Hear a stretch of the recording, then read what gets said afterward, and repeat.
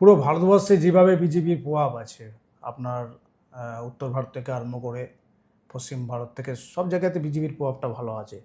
কিন্তু ওয়েস্ট বেঙ্গলে যেভাবে বিজেপি, যেভাবে মন্ত্রীরা এসে, প্রধানমন্ত্রী এসে বা স্বরাষ্ট্রমন্ত্রী এসে যেভাবে প্রচার করেছে, তো সেক্ষেত্রে যদি এরা যদি সারা বছর যদি মানুষের পাশে কাজ করতো, তো আমার মনে হয় যে বিজেপির সিটগুলো আরও বাড়তো। তো আপনার স্যার এক্ষেত্রে কি মনে হয় যে বিজেপির যারা কর্মকর্তারা আছে, যারা লিডার আছে, তারা সারা বছর কি কাজ করেছেন, মানুষের পাশে কি থেকেছে? সেই বিষয়ে যদি কিছু বললে ভালো হয়। দেখেন, এটা আপনি স্ট্র্যাটেজিক্যালি কথা বললেন, এটাও জানা সবার দরকার। আমরা যখনই কোনো পলিটিশিয়ানকে বা কোনো পলিটিক্যাল পার্টিকেও যখন আমরা অ্যাডভাইস দিই, বা যতটুকু আমাদের সঙ্গে এখন আমরা যতটুকু এই ক্ষেত্রে যদি বলা হয়, তো অ্যাকচুয়ালি মিনিমাম 3 ইয়ার্স টু 4 ইয়ার্সে আপনাকে যে কোনো কাজ করতে হয় গ্রাউন্ড লেভেলে।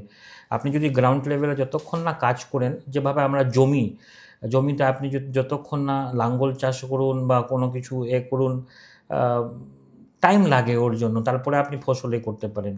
কিন্তু বিজেপির স্ট্র্যাটেজিক্যালি আমি যেটা দেখতে পেয়েছি, তারা 1 মাস বা ম্যাক্স টু ম্যাক্স 1 থেকে 1.5 মাসের মধ্যেই তারা যতটা প্রভাব ফেলেছে, সেই টাইপের যদি প্রভাব যদি তারা যদি 3 ইয়ার্স আগে থেকে যদি ইমপ্লিমেন্ট করতে পারতো, তারা যদি এসে গ্রাউন্ড লেভেলে কাজ করতো, তারা স্ট্র্যাটেজিক্যালি আমি দেখতে পাচ্ছি না সেইভাবে স্ট্রং তারা গ্রাউন্ড লেভেলে সেইভাবে কাজ করেছে। এবং যদি অর্গানাইজড, মানে প্র্যাকটিক্যালি অর্গানাইজেশন হিসাবে তারা যদি কাজ করতো এবং কেন্দ্র সরকারের যেগুলো প্রজেক্ট আছে, আম, প্রত্যেকটা মানুষকেও যদি সেখান থেকে যদি বেনিফিট দেওয়ার চেষ্টা করতো ডাইরেক্ট কেস ট্রানজ্যাকশন বা অন্যান্য কিছু আরও প্রকল্পের মাধ্যমে, তো আমার মতে যে তার ভোট ভালো ইমপ্যাক্ট করতে পারতো। কিন্তু লাস্ট 1 মান্থ ইম্পসিবল। আপনি 1 মাসের মধ্যে মানুষদেরকে মাইন্ডকে পুরোপুরি ইম্পসিবল, এটা আমি দেখতে পাচ্ছি অ্যাজ এ স্ট্র্যাটেজিক্যালি। আমি যদি এটা রিসার্চ বা বিশ্লেষণ করি,